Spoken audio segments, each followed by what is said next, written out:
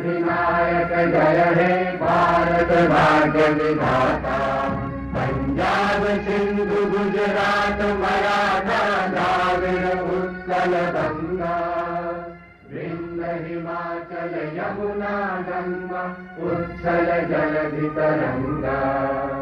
तब शुभ नामे जागे, तब शुभ आशीष मांगे, गाहे तब जय गाथा। जन गण मंगलदायक जय हे भारत भाग्य विधाता। जय हे जय हे जय हे जय जय जय जय हे। Namaskar. Akashvani, India's public service broadcaster, has the distinct honor to conduct every year the prestigious Sardar Patel Memorial Lecture.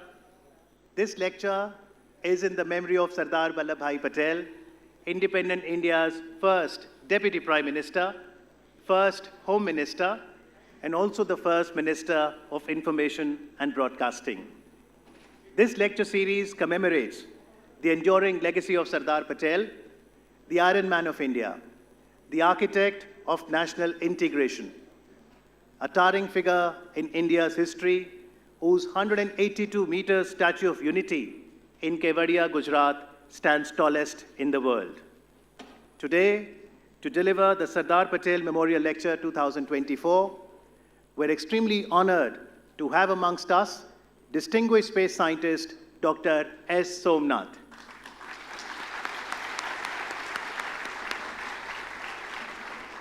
May I request Dr. Pragya Paliwal Gaur, Director General Akashvani, to welcome the esteemed speaker by presenting him the Akashvani memento. I request all the dignitaries to step forward.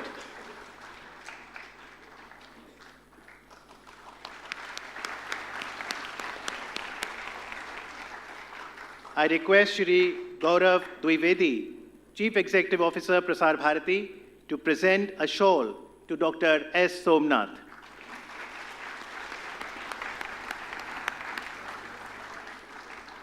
May I request Shri Navneet Kumar Sehgal, Chairman Prasar Bharati, to felicitate Dr. S. Somanath with the special memento created for today's event.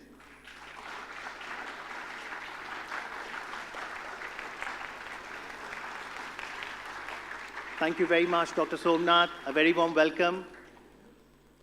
We all still remember the inaugural National Space Day this year, which we celebrated with great joy and pride, marking 1 year of Chandrayaan 3's landing on the lunar surface.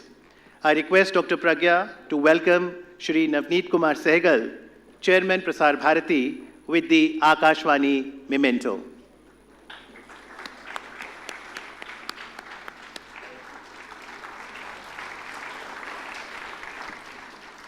Dr. Pragya to welcome Shri Gaurav Dwivedi, Chief Executive Officer, Prasar Bharati, with the Akashvani memento. Thank you. As is the Indian tradition, let's light the ceremonial lamp to illuminate our path and spread the radiance of positivity and harmony. May I request the dignitaries to kindly light the ceremonial lamp and thereafter offer floral tributes to Sardar Vallabhbhai Patel as Pushpanjali.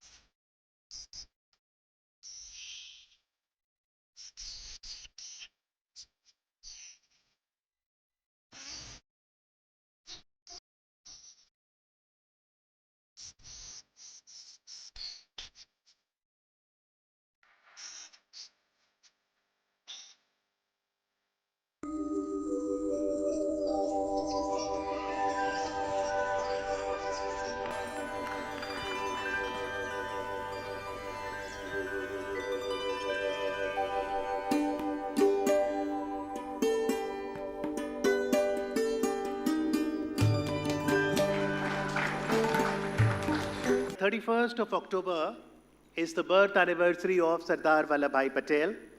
It is celebrated as National Unity Day. And this year, 2024, it coincides with the Festival of Lights, Deepavali as well. So here's wishing everyone a very happy festive season. We sincerely pray for everyone's well-being and also a sustainable planet and space. I now invite Shri Navneet Kumar Sehgal, Chairman Prasar Bharati, for his inaugural address. First of all, I remember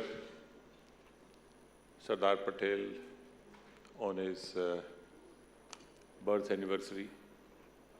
One of the greatest men that we had, Bharat Ratna, Sardar Patel. And it's my honor and privilege to welcome Dr. S. Somanath on this very important day. There couldn't have been a better person to speak on one of the greatest men. You all know about Dr. Somanath, that he gave us continuous, a proud of moment for all Indians living here and abroad, wherever they were. And it is my honor and privilege, personal privilege, to in fact meet him and honor him here, and I personally welcome him on this occasion.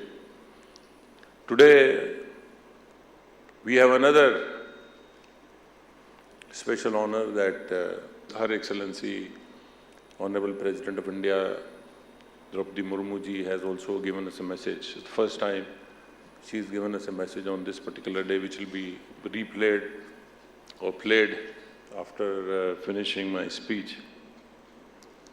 I also like to appreciate and thank All India Radio.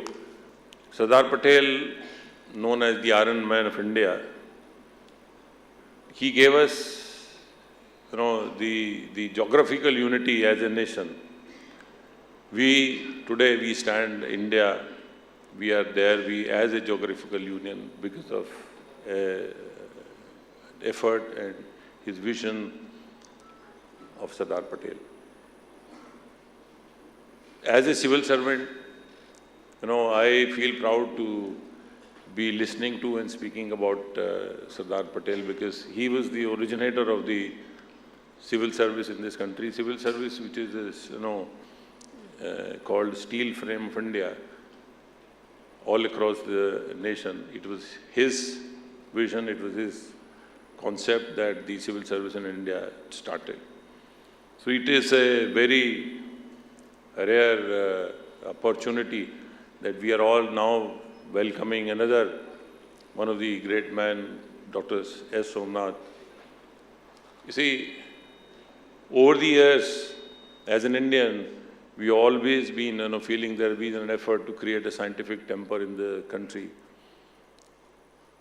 But achievement like these, Chandrayaan-3 landing on lunar surface, that give us confidence, that give us a rare opportunity of, proud all across the globe, proud all across wherever any Indian is living, he could feel proud. And we will have this opportunity to listen to Dr. Somanath about Iron Man Sardar Patel. So I won't take much time. I think the Honorable President's message will replay just now.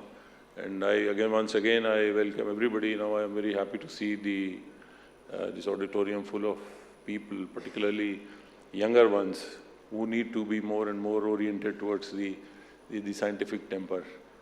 Thank you so much, and welcome everybody once again.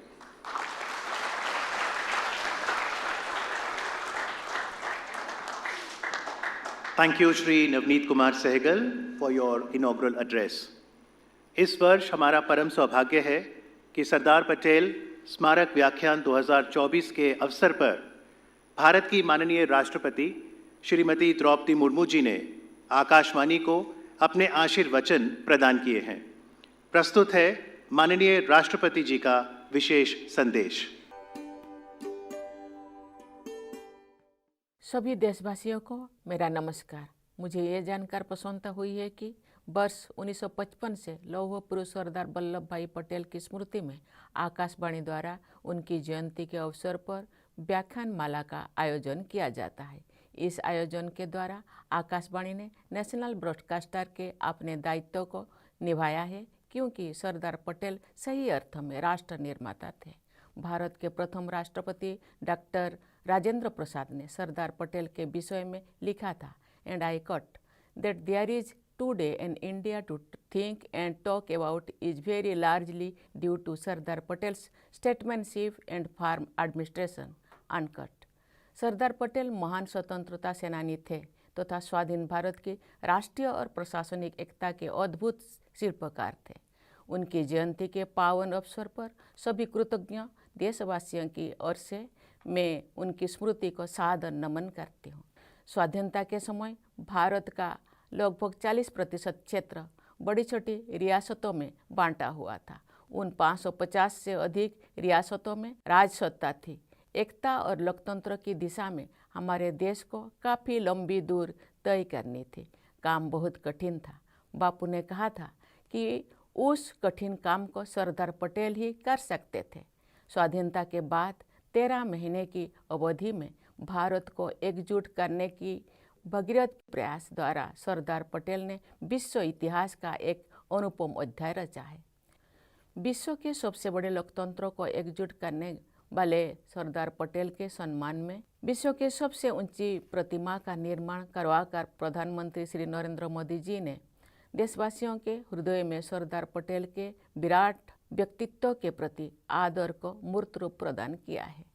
राष्ट्रपिता महात्मा गांधी ने सरदार पटेल के विषय में कहा था कि ऐसा स्वार्थ त्यागी व्यक्ति आपको और नहीं मिलेगा। बारडोली सत्याग्रह के दौरान बापू ने सरदार पटेल के असाधारण नेतृत्व को देखा था। बारडोली सत्याग्रह आंदोलन की सफलता को बारडोली विजय का नाम दिया गया। उस विजय से हमारे स्वाधीनता संग्राम को नई ऊर्जा मिली थी। स्वाधीनता प्राप्त होने के तुरंत बाद की उथल पुथल भरी परिस्थितियों में सरदार पटेल ने हमारे देश को एक सुदृढ़ प्रशासनिक व्यवस्था प्रदान की थी। उनकी चट्टान जैसी दृढ़ता ने हमारे नवोदिन राष्ट्र को अनेक कठिन परिस्थितियों से उबारा था। मुझे इस बात की प्रसन्नता है कि इस बार के सरदार पटेल स्मृति व्याख्यान हेतु आकाशवाणी ने भारत की प्रगति में अंतरिक्ष विज्ञान के योगदान से देशवासियों को अवगत कराने के लिए इसरो के चेयरमैन डॉक्टर एस सोमनाथ जी को आमंत्रित किया है। आज हमारे देश सरदार पटेल के आदर्शों के अनुरूप विकसित राष्ट्र बनने के संकल्प के साथ आगे बढ़ रहा है। भारत की विकास यात्रा में हमारे अंतरिक्ष कार्यक्रम ने अमूल्य योगदान दिया है। पिछले वर्ष विक्रम लैंडर द्वारा चंद्रमा के दक्षिण ध्रुव के पास उतरने का सीधा प्रसारण मैंने देखा था। सभी देशवासियों के साथ मैं भी गर्व का अनुभव कर रही थी। सरदार पटेल हमारे राष्ट्रीय एकता के प्रतीक पुरुष है। आइए सरदार पटेल की पावन स्मृति में हम सभी विकसित भारत के निर्माण के राष्ट्रीय लक्ष्य की दिशा में एकजुट होकर आगे बढ़ने का संकल्प लें। धन्यवाद। जय हिंद, जय भारत, जय Hind. We are grateful to the Honorable President of India, Shrimati Draupadi Murmu, for the special message. Sardar Patel Memorial Lecture is an annual feature under the auspices of Akashvani in the memory of Sardar Vallabhbhai Patel. Sardar Patel was an integral part of India's independence movement and one of the key integrating forces of the nascent nation. Every year, we commemorate the birth anniversary of Sardar Patel with the nationwide broadcast of the recording of this lecture, designed to promote awareness on contemporary issues. Over the years, the lectures have become a repository of valuable knowledge for those seeking to understand Bharat. The series began in 1955 with a lecture by the great luminary Shri C. Rajagopalachari. Since its inception, this platform has been graced by eminent leaders, scientists, historians, jurists such as Dr. M.S. Swaminathan, Justice Y.V. Chandrachud, Shri Nani Palkhiwala, Professor Jayant Narlikar, Dr. K. Kasturi Rangan, Justice Leela Seth, and of course, Dr. APJ Abdul Kalam.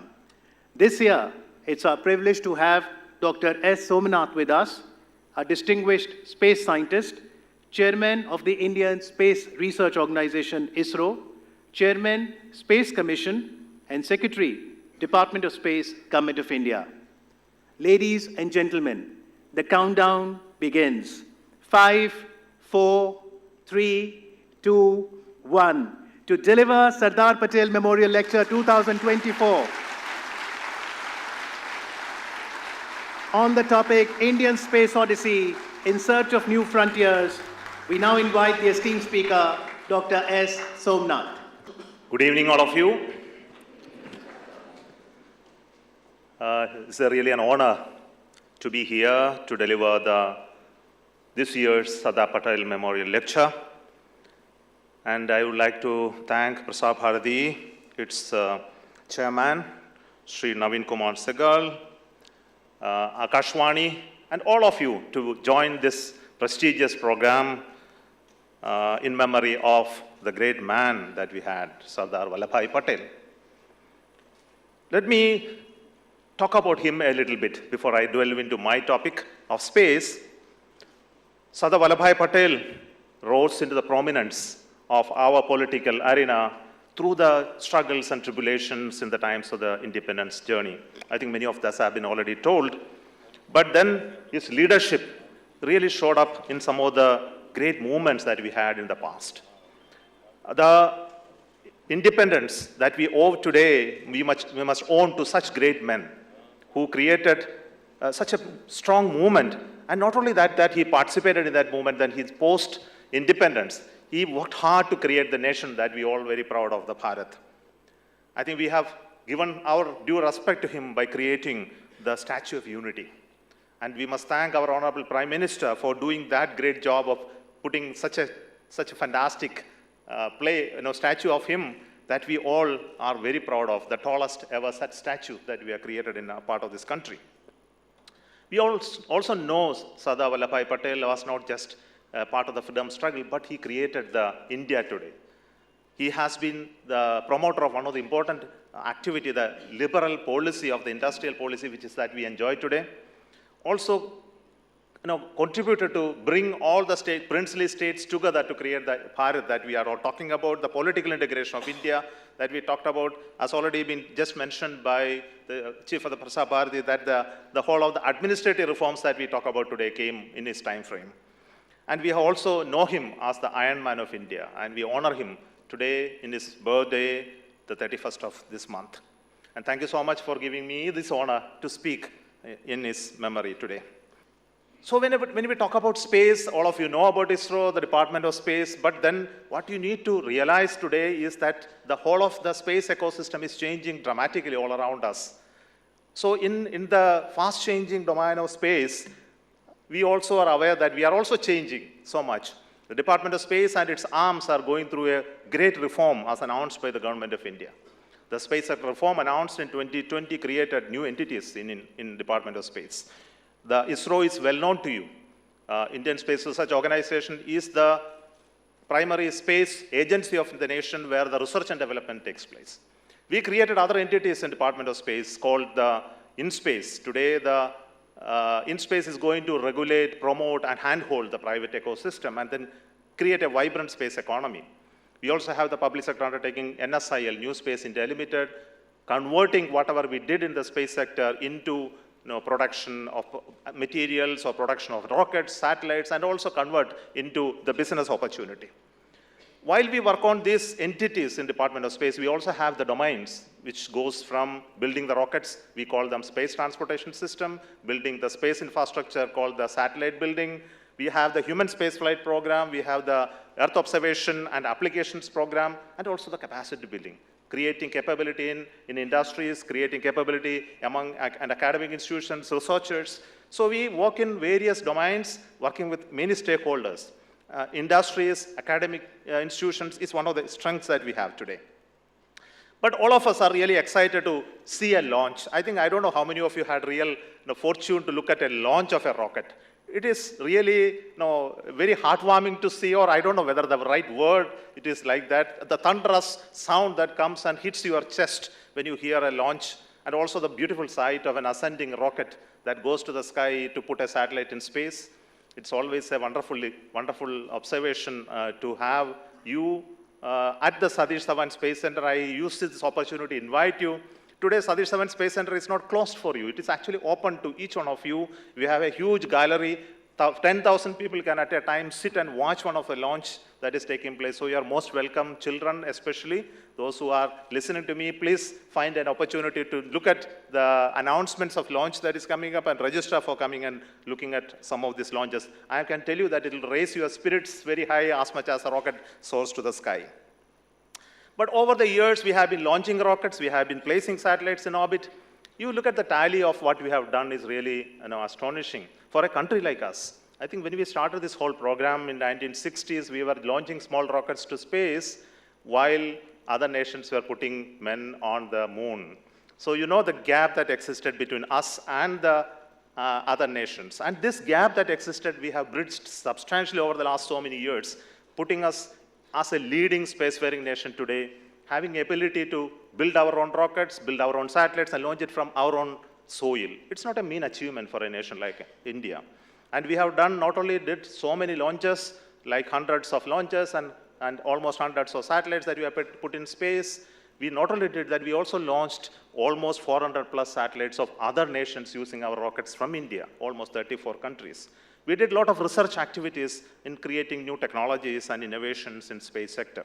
I think all of these are showing up results now in the form of assets that we have created in space ecosystem.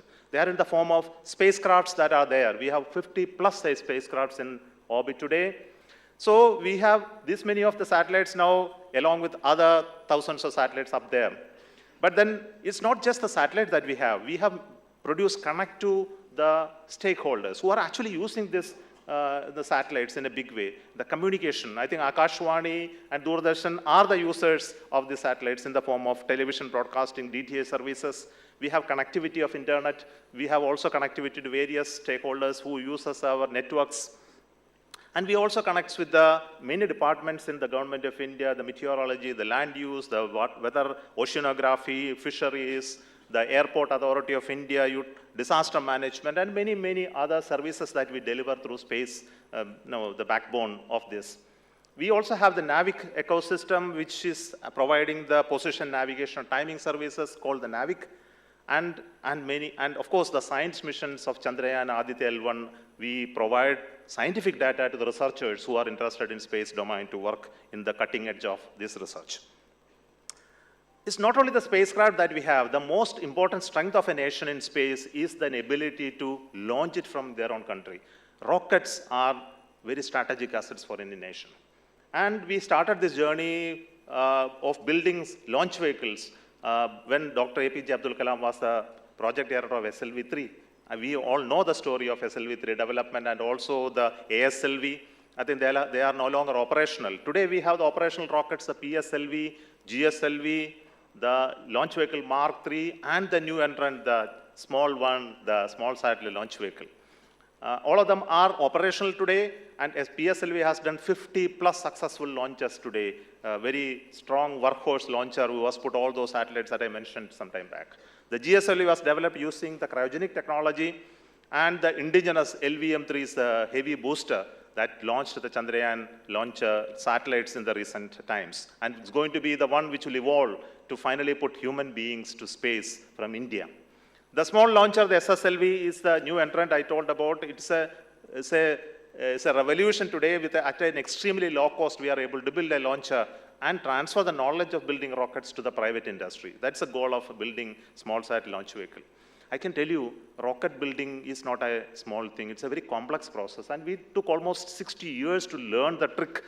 And we have the knowledge of doing it today in Department of Space and ISRO. It's an institutional knowledge which is created over generations. And holding this knowledge, nurturing this knowledge, and keeping it preserved to do future activities in space is very important for us. And this is why we nurture them, we connect with the many other stakeholders like the educational institutions and researchers to preserve this knowledge so that we can work on advanced technologies in the future. And many domains have skill sets have developed in now the institutions.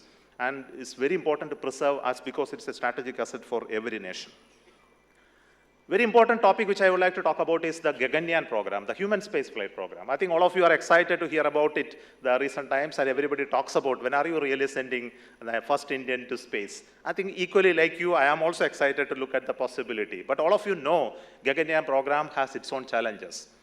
Building a rocket and launching satellites has its own risks that anywhere, anytime there can be a failure of a mishap happening in the rocket and the satellite falling into the sea. But when a human being is flying up there in a rocket, we need to make extreme care to ensure that mission is very successful and there are no flaws in it. And if at all it happens, that we can even save the crew very effectively. So there are complex systems that comes into Gaganyaan program. And we are developing each one of them through systematic step-by-step process of uncrewed missions, robotic missions leading to the human spaceflight mission. I can tell you that this coming years, we are going to get ready for the first uncrewed mission, encompassing all those developments that we have been doing for the last 5-6 years of time. Many technologies have been developed, and I can tell you, my people, that these technologies are not available from others to us. It needs to be groomed and created within our knowledge and capability in India, using our own industries, our own knowledges. We have been working on it, and so I can tell you it's a huge challenge. And it's an invitation for young people to come and work in this sector in the future, as government has announced an expansion of this program, building space stations and going to moon, which I will talk about a little later. You know, the support that we get from our Honorable Prime Minister in human space program is enormous. He recently came to us and then showed the demonstration of how we are going to build our crew module, how the crew is going to sit inside the crew module. I think these are very interesting times. And also, we did a recent mission of the crew escape system, where a test vehicle, a liquid propellant-based test vehicle, took the entire crew and the crew escape system, and we intentionally aborted it. And after the aborting, the crew module has to come out of it, open its parachutes, and land properly, safely in the waters, where our ships went and collected it. I think it's the whole of this chain of events that you just see are the crux of the safety that we are bringing into the rocket systems, and this is very crucial. And this is for the very first time we are doing it in India. And we need to make it perfect after so many tests, and I can tell you that we need to have the systematic test programs to ensure that there are no flaws or there are no design-related issues while we do the final human space mission, maybe possibly by 2026. Equally important is while we work on reusable crafts like others are doing, the dream of flying an aircraft like rocket to space and then coming and landing on a runway has always been an imagination for each one of you. I think Space Shuttle demonstrated it. Space Shuttle was a launcher which was a partially reusable one, but it is discontinued. But unmanned, autonomous rockets that will go up to space and come back is always a dream. A lot of people are working all around the world, and we also have our own share of called reusable launch vehicle demonstrator. Recently, we did some tests on it, and we are going to develop it, complex systems of going up the space, landing back. And it is very interesting that we did recently 2 tests of the reusable launcher, running down a runway, fully autonomous with its own computers and algorithms. And these reusable crafts just don't land like aircraft. They are moving at speeds almost double that of a standard typical aircraft that you see in a runway landing. So you can imagine that it comes back from orbit. You face huge challenges. And this is something that we have just now overcome. And we are going to build a bigger craft where we will be able to send satellites or even put instruments and put to space, conduct experiments up there, and then bring back the experiment back to Earth and do some scientific studies specifically. Possibly we will be able to launch small satellites in the coming days using reusable launch vehicle. It's a huge technological gem that we would like to develop. While we work on all of these launcher capabilities, equally important is the science missions that we have been doing. The Chandrayaan series of mission, which started with the Chandrayaan-1, I think all of you are aware of Chandrayaan-1 journey, which was an orbiter that was launched using the PSLV rocket. The Chandrayaan-2, when it was ready for launch, our LV-M3 was ready. So I'm very happy that while I was working in that project, that rocket was made ready to launch the Chandrayaan-2 in its inaugural operational launch, which was hugely successful. Then the Chandrayaan-3 came, but Chandrayaan-2, of course, though the orbiter and lander were there, the orbiters working very well, the lander failed to make the soft landing. But the Chandrayaan-3 made history. After understanding the failure of Chandrayaan-2, we were able to correct and then make the Chandrayaan-3 land softly on the southern side of the moon. And this was a historic event on August 23rd, 2023. When the Honorable Prime Minister was lively, looking at the whole screen, and we were all looking at the screen with bated breath and heart, the lander softly touched on the southern side of the moon. It was a historic event for all of us. All across the globe, I know my friends and colleagues, they were all celebrating. And all of you, I know, many of you would have seen this event directly. I think this has changed the way the complex missions are handled by ISRO, where touching the moon, though we have done in Chandrayaan one time through a impact probe, soft landing on the moon is a huge complex problem. And after touching down, we need to achieve some fantastic science objectives. I think I'll talk about a little bit later. It's not just soft landing on the moon that is important. We need to do scientific experiments and then generate data for our scientists to understand about the moon and its other related issues. I would like to talk to you a little bit about at this moment and go back and look at how scientific output of these missions were hugely important for each one of us. We have a huge tradition in India looking at stars and celestial bodies, and the science of it's evolved over this nation, maybe many years back. And this knowledge is still preserved in some form or the other. But advancing the knowledge has not happened for many years. And it is the first time that we have a unique opportunity to work and contribute to the global knowledge of science. Chandrayaan-1 was the mission which gave the knowledge that there is water on the moon. And we are now further searching out that observation. And we have an Aditya L1, which is a dedicated mission to look at the sun and its interaction with the Earth by launching it to the Lagrangian point. We also launched a satellite called X-ray polarimeter satellite called EXPOSAT to look at black holes and its interaction with other stars. And these missions are produced not just the optics is there, not just for the optics or to show that we are launching them, but it produced very interesting scientific outcome which has got the attention of the scientific world. Recently, the publication that came out of the Chandrayaan-3 was very, very important with the mineral data and also the nature of the landing site. It is really noteworthy. Similarly, the observation from Aditya on ultraviolet spectra observations of the sun disk as well as the recent solar eruption events really were captured very well by these instruments, and this data is being supported, evaluated for further research and publications by the community. I can tell you that it's not these three satellites. We have earlier satellites like the AstroSat, which has produced almost 400 publications and almost 30 plus PhDs out of the findings of the AstroSat. So though the scientific research contributions in terms of the missions were small, but the outcome has been really surpassing the expectations. I would like to spend some little bit of time on the further developments that are going to take place in the space sector.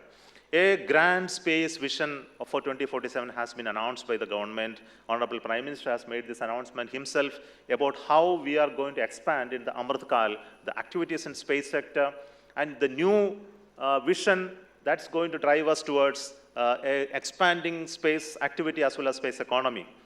With the backdrop of the Chandrayaan-3 landing on the moon, today we have an ambition to land an Indian on the moon by 2040. If you have to really achieve that, we need to make a lot of progress in terms of our ability in building future moon missions. The Chandrayaan series of missions must be continued to create capability. We should also build a huge, higher payload capable, reusable rocket so as to put these bigger satellites and missions possible. And we want to build a space station so that our human space activity can continue to do microgravity and related research, become an outpost at a certain point of time to move to moon. I think this chain of vision, steps that we need to take to leading to the ultimate landing of an Indian on the moon has been defined as the grand space vision of 2047. And I would like to show you that this was announced by Honorable Prime Minister when we gave the wings to the astronauts. So the 4 of the astronauts who are getting ready to fly in Gaganyaan were given the wings by Honorable Prime Minister. And at that time, this grand vision was unveiled. And last year this happened, and later, I can tell you that we have worked on this vision to convert his vision into actionable items. So recently, government announced the projects of Chandrayaan 4, which will go to moon and then bring back samples. Then the NGLV, the new rocket development, and also the first module of Bharati Antariksha Station to be developed and launched. I think this is something really wonderful, and we are taking steps to make his dream a reality and India to become a global space power in the days to come. But the most important element of doing all of this is the power of the rocket. We had the PSLV, LVM3, and the SSLV, but they are capable of certain capabilities, typically around 4 tons to GOTO is our capability, which will be translated into approximately 10 tons to low Earth orbit. But to launch space stations or to send humans to moon, we need higher payload capability. Typically 30 to almost 70 tons of mass is to be lifted to a low Earth orbit. And this is possible only if you build heavier rockets. But then we cannot build rocket just for this purpose alone. We need to build rockets in such a manner it is sustainable. It will bring in benefit in terms of economic activity. We should be able to launch our satellites regularly, and we should do it in a commercial manner and a cost-effective manner. That's why we are developing the NGLV, which is shown here, which is a tall satellite, almost 90 meters tall, and 5 meters in diameter, which will be able to lift 30 tons to low Earth orbit. And this will be partially reusable as well, so it can bring down the cost of access to space substantially. And based on this, we have created a roadmap for the space sector. How we are going to develop transition from the current launchers to the future launchers and build space stations in an incremental manner, and then make the moon missions possible on a yearly plan has been prepared, and now we are working on each of these projects. And I'm very happy to tell you that this year, government has announced enough of our financial sanction for us to do all of this vision possible. And we are all excited in Department of Space and ISRO, and also to work with the new stakeholders in the private industries to build all of this in the coming days. Let me give you a little bit of glimpse of the elements of this mission. One of them is the Chandrayaan 4. Chandrayaan 3 demonstrated that we can go and land safely on the moon. But then taking off from the moon, getting into the orbit of the moon, then start from there and reach the orbit of Earth and then come back safely on Earth. It's a huge challenge. It is like launching once again from moon autonomously with nobody there and coming back. Of course, Americans and Russians have done way back, but then doing it today is still a huge challenge. And it is very expensive. So we are looking at how we can do a mission to go to moon and come back in a low-cost manner. And that's why we have developed a Chandrayaan 4 architecture, where many modules are made together. It will go to Earth orbit, it will dock, go to moon, de-dock, then come and land on the moon, take off from the moon, and then come back to the moon orbit and dock, then return to Earth, and then a small part of that will reach back to Earth with the samples drilled and taken and packaged from moon. Now, will it not look very exciting for you to such a complex mission to be conceived, built, and then made perfectly for us to launch? I think all of us wait for that event to happen. But all of us are excited in ISRO and many other stakeholders to design and develop this complex engine mission and make it happen by 2028. Equally important is to develop capability to build heavier crafts. I think the Chandrayaan 4 will be similar to Chandrayaan 3 in terms of the size and mass. But if you have to send human beings to space, think about a mass of 100 kilogram person to be taken there, or maybe 3 or 4 people to go up there. We need to carry heavier mass. That's why we are looking at a next series of Chandrayaan called Chandrayaan 5, where we will take a 350 kilogram rover. The Chandrayaan Pragyan was only 27 kilogram mass. Now we are talking about a 350 kilogram rover, and that to be taken to moon and land safely. And we would like to do it in collaboration with Japan. And we are working on a mission where a heavier lander will be built by India, and a rover will be supplied by Japan, and we will jointly do this mission using their rocket. And this is also one step towards reaching the manned mission goal. While we work on moon mission, it's equally important to look at other science topics of understanding other planetary system. We have done missions to moon, we have done to Mars. Now we would like to look at Venus. I think all of you know Mars and Venus are our sister planets. Earth is a living planet. Mars and Venus are dead planets. There is no life there. They are almost similar in looking like Earth in terms of the mass, slightly lower in terms of the mass and gravity. They have a beautiful characteristic. Their periodicity is similar to that of Earth. And here is Mars with its atmosphere 100 or even less than that of the atmosphere of Earth. And here is Venus, which has an atmosphere which is 100 times that of Earth. You know, it is much more thicker, it is sulfuric acid and heavy winds are blowing. Mars, here it is dry and dead and almost no air there. So we don't know why this planet's transition from a living planet to dead planet, and whether it will happen to us on Earth one day, that all this atmosphere will vanish and one day this will become a lifeless planet. And what are the processes that make it happen? I think this is scientific curiosity we need to understand. That's why people are going to Mars and Venus and trying to understand.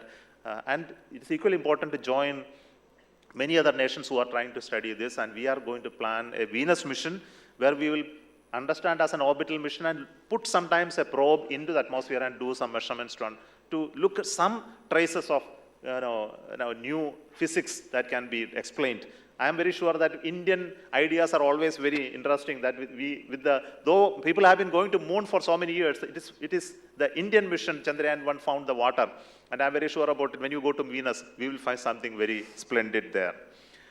Now, while we do all of this, it's equally important is to work on the operational missions and of spacecrafts, which is important for the nation. I am not going to explain each one of them, but then you know that we have a huge array of communication satellites that we need to build. We have built and operating many of them, as I told already, and we are building future communication satellites to support this sector.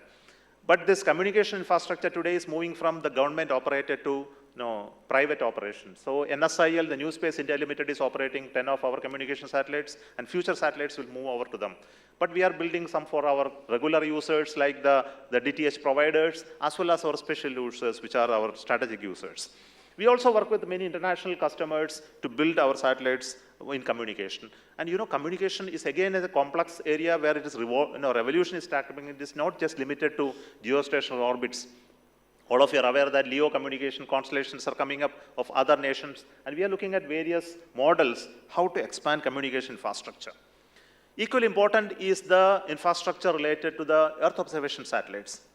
Earth observation satellites are eyes from the space. If you look at land and stand here and observe, you can only see a certain extent. But when you go up in the sky and look with you using a camera, you can see a very large view, you can get a real good observation, and not like a human eye, but these eyes in the satellites are having different spectral characteristics. It doesn't see with the natural light that we are seeing. It can see beyond our visible spectra, thermal, infrared, ultraviolet, X-ray, or radar observations.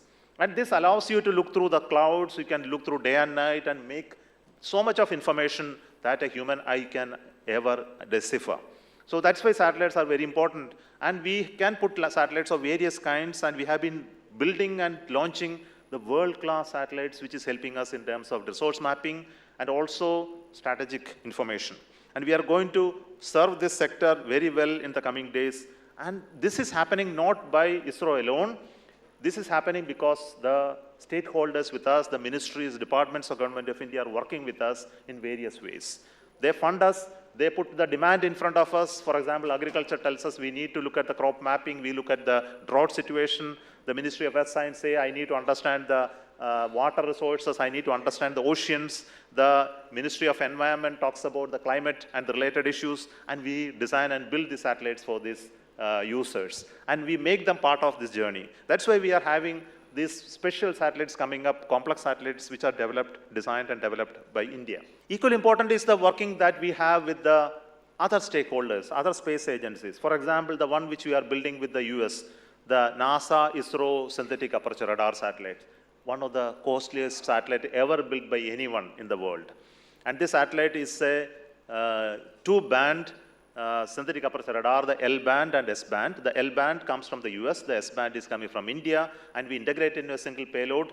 And the bus is built by ISRO, and we launch it on a GSLV rocket. And the satellite is just now at Satish Dhawan Space Center getting integrated. Possibly the launch will take place early next year. So let me talk about a little bit about another interesting satellite called SpadeX, which is going to demonstrate the docking of satellites in orbits. You know, if you have to go with a human spaceflight mission and then enter into a space station, you need to go and connect it. Possibly you would have watched some of the docking videos that are available outside.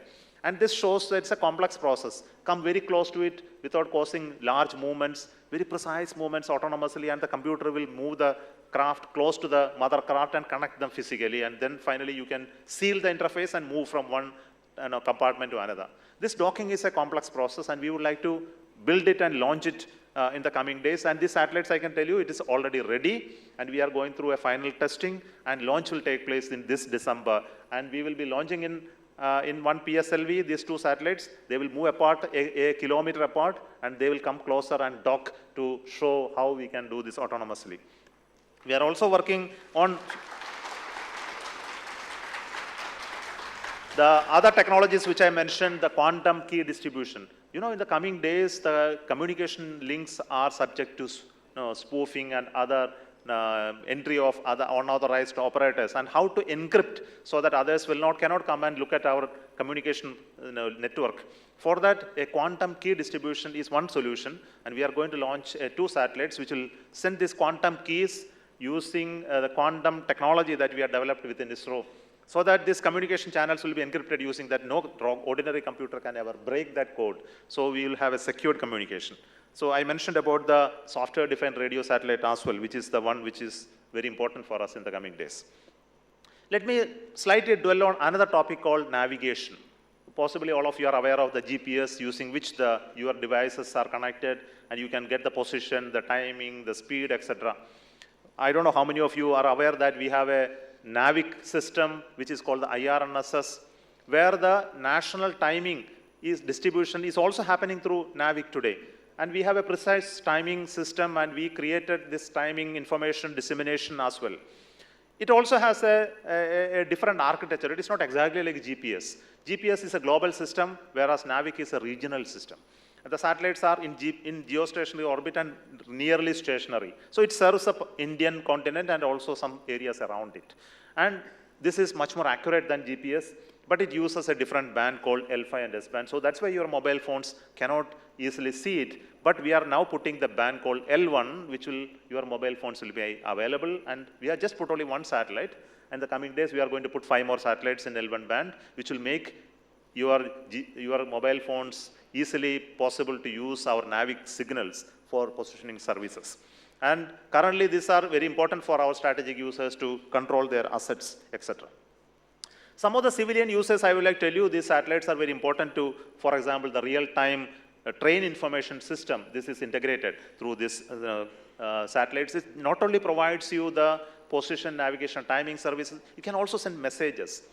If you want to send messages to one region of the country, we can send it through that satellite. 4 of our satellites are doing this messaging services, and we do this for railway connectivity, and we also can use it for collision avoidance of unmanned railway trackings. And we have also covered this with almost 8,700 locos have been covered, but we need to put it in more locos in the coming time. Yet another service that we are doing with this navigation satellite is vessel communication. You know, when fishermen go out into the sea, they don't have connectivity to mobile towers. And how to communicate with them? Either you need to use satellite telephone, which is very costly and everybody cannot afford. Their location need to be tracked. So we have now going to deploy a certain vessel communication infrastructure where they can do bidirectional communication to land using this navigation satellite. And they can get alerts. Suppose they cross their border, if there is a sea state changing, and if there is a cyclone coming, you know, if they are able to send messages to them, their lives can be saved. And they can also be informed about the fish catch, where it is going to be available. We have a fish advisory. They can also trade the fish they caught using an app that we have developed, which is put in the mobile. And this deployment has just started. Thousands of such devices have already been deployed in the coast of Tamil Nadu. And there's a plan to deploy almost 1 lakh such devices across the fishermen community all across the country. We talked about great technologies today, building rockets, satellites, and applications, and deploying equipments. But finally, the applications are the key to the purpose of the whole of this is to deliver applications and finally become useful. It should serve the community. It should create a business. It should create support the ecosystem. Let me talk about a little bit about the application domain, which could be interesting for young people, that there is a huge possibility with the talent in India how the images, the communication capability, the navigation capability can be very well used for creating a business case for us. For us, look at how we are rolling out the Pradhan Mantri Fasal Bima Yojana support system through satellites. How to support the insurance of agriculture-related activities using remote sensing. And we have connected to the Agriculture Ministry and Department to create this support system through the satellite images. Now we can support lending as well as insurance support areas in some parts of the country. Similarly, we do mapping of the satellite-based crop mapping system using automated machine learning SASYA, and this is based on a radar imaging satellite time series processing. We do it, and this is deployed in some part of this, and data is also available in one of our portal called Bhunidhi, and we will be expanding this case in the coming days. Krishi Decision Support System is another interesting application specifically focused on agriculture domain, where we create crop radius maps. We look at yield estimates for at least 5, 6 to 7 crops. Then we look at the various elements that contribute to agriculture, for example, the weather, the soil, the crop signatures, the groundwater, and also we do the damage assessment in case there is a drought, etc. And this information is very much essential for our ministries and department to work on agriculture. And I can tell you that we are even looking at how to build a agriculture-specific satellite called AgriSat in the coming days. Agrometeorology is another domain. So meteorology means the weather and the climate-related impact on agriculture is another important. For example, the light that you are receiving, the insolation, the sunlight, how much it is falling on Earth, and what is its intensity across the area. How much is the land surface temperature? How much is the evaporation that is happening from Earth, and compared to the real evaporation. And this meteorological information becomes important for us to understand whether there is going to be a drought and what type of watering need to be done and how this is affecting the agriculture product. This is one support that we are going through space. Equally important is to look at how the disasters are handled using space. Recently, the Dana cyclone came and up to the Odisha, and you would have watched that it died away, and we have been giving information along with the IMD on real-time information using space-based data. And many of the cyclogenesis, its tracks can be tracked, and using computer simulation, we can find out when it will make the land impact and what type of damage that it can really cause. It's something very phenomenal. The space has changed the way we look at disasters, and lives are served using these technologies in a big manner. Look at forest fire. I think we have large forest cover in India, though it need to be managed. I think today the Forest Survey of India looks at it in various ways to manage forest, its extent, its encroachment. But one of the important issues is the forest fire. Forest fire observation using satellite is something which is very easy because the fire has a signature, the infrared signature. You can take it from satellites, and if you know that there is a signature of fire, you can inform the Forest Survey, and they will be able to act on it. You get the geolocation, and they can send a team to quench the fire. And many a times, sometimes you get a wrong indication also because fire is like that you can have thermal signatures. But mostly, we have very good signatures, and forest surveys today fully trained to handle the forest fire information coming from space. I can tell you there are tens of forest fires every day happening in India itself. Look at landslides. Landslides are equally an important problem. And ISRO has brought out landslide maps across many places where there are steep hills, and whether there is a heavy rain, climate and land create a combination where landslide can occur. But unfortunately, today we do not have real-time warning system for landslide, which is something that we all aspire to have by putting sensors. But then landslides need to be predicted, it should be mapped, and post-landslide, if it occurs, damage assessment happens, and reconstruction support we need to give. This is another important support that we give through space satellite. I would like each one of you to look at this website called Bhuvan sometime. And some of you may be aware and some of you may not be aware about it. Bhuvan is the geoportal of India.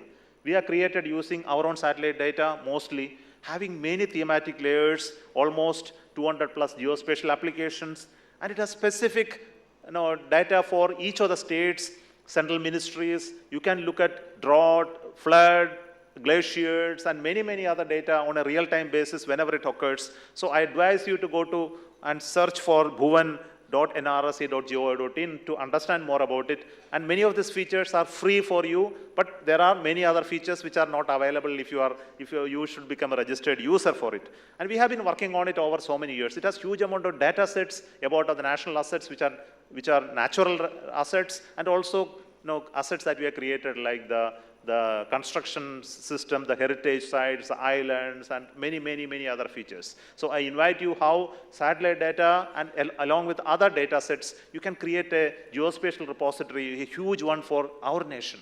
I think each one of you should look at it and promote it for us to make more meaningful value out of it. And we also are looking at how this data can go to other industries and startups to make more value-added products out of it. Using the space-based data, we have been looking at national disaster management. The NDEM version 5 has been recently released by ISRO to the Ministry of Home Affairs. This is a single portal where all disasters happening in India are portrayed regularly.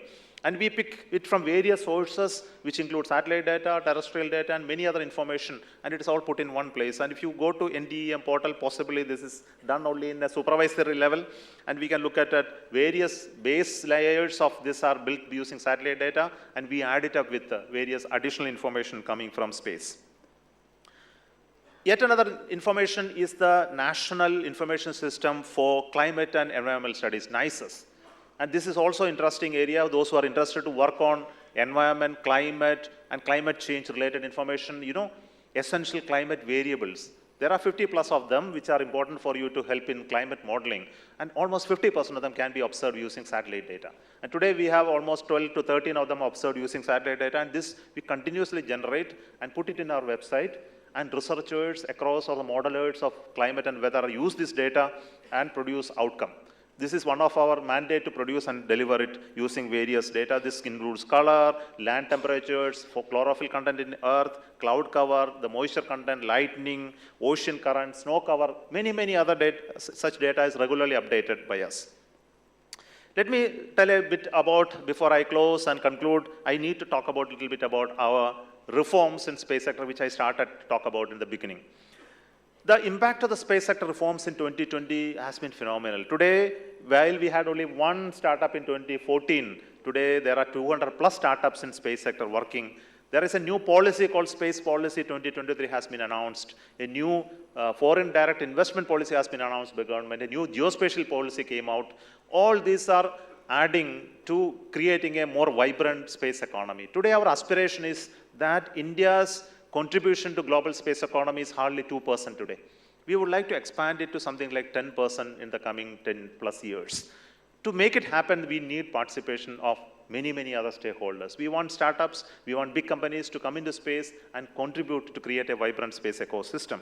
And we creating those enabling mechanisms of companies working with ISRO.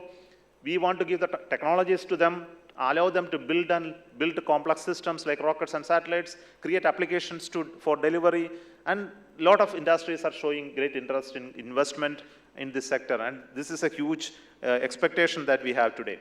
To enable this transition to take place, we are handing out what we have been doing traditionally in ISRO to the industries, like rocket building. Can you imagine that rockets were built only by ISRO? Now we are going to have rockets built by private companies and launched in India. This is happening elsewhere, but it has to happen in India. And if it has to happen, we need to empower these companies. And we started with the PSLV handing over to the big industry giants. We have opened the SSLV for a technology transfer, and companies have quoted for it. And we also want our LVM3 to be produced using a public-private partnership model, and this which is also announced. And these are steps that we have taken to empower these companies to come into space.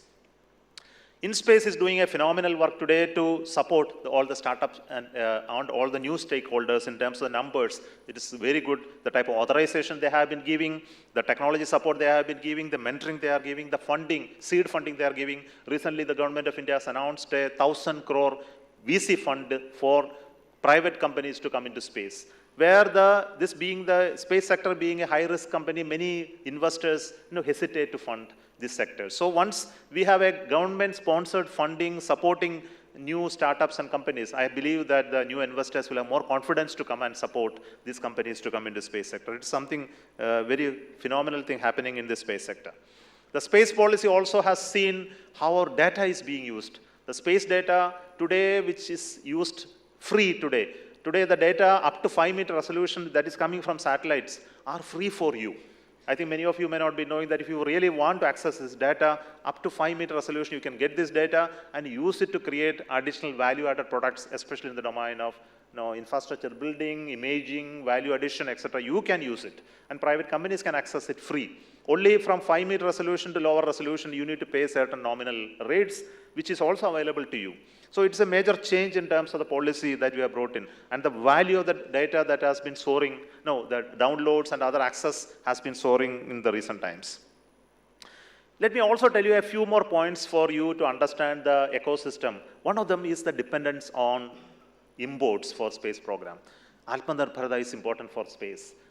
Nobody should choke our program in no way. So we have been working on indigenization in a big manner in the last so many years. We have brought down the dependence of raw materials and materials for building our rockets and satellites substantially, but still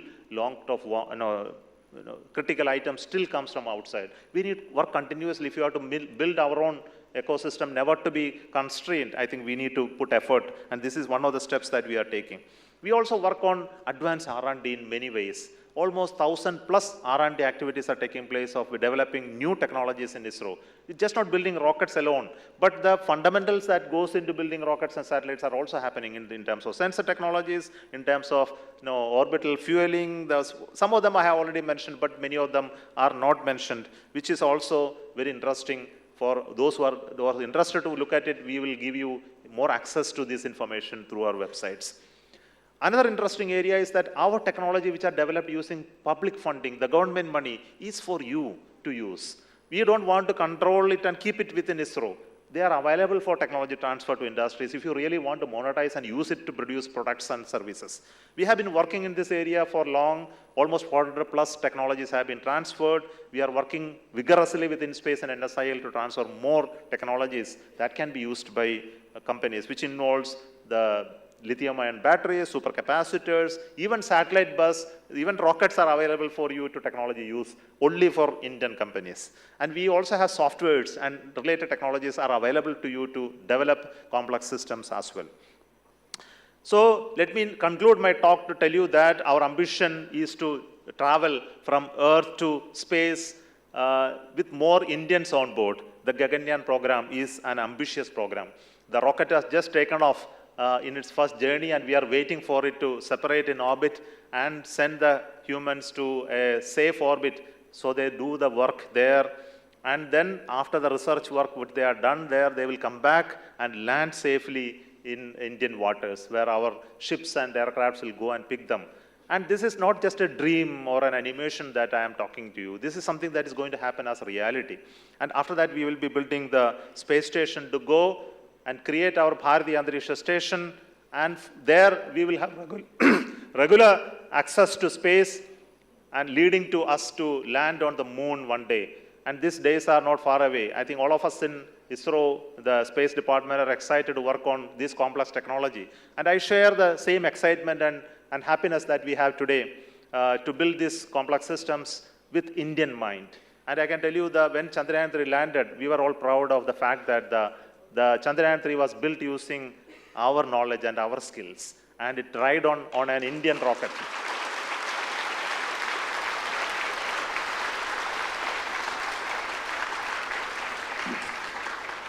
When you talk about Sardar Patel, who emphasized the strength, and we are also reflect that same spirit of doing it ourselves, not just to boast about it, but to do incrementally, cost-effectively, to build the capability within this nation.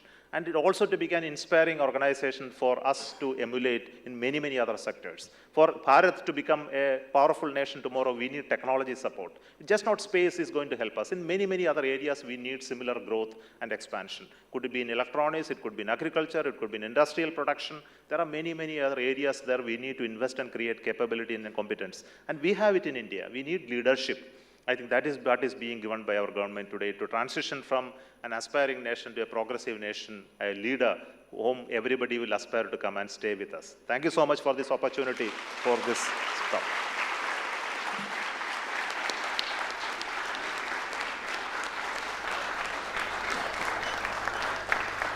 I now request Dr. Pragya Paliwal Gaur, Director General Akashvani, to propose a vote of thanks. Namaskar.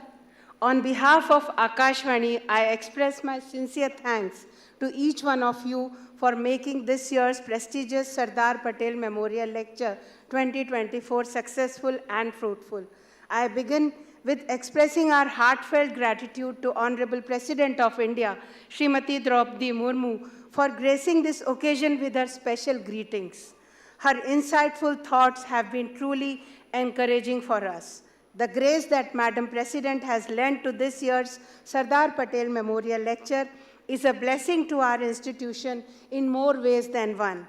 Your kind participation in the event has certainly made a positive difference to each one of us here. It is indeed a rare, gratifying moment for Akashvani.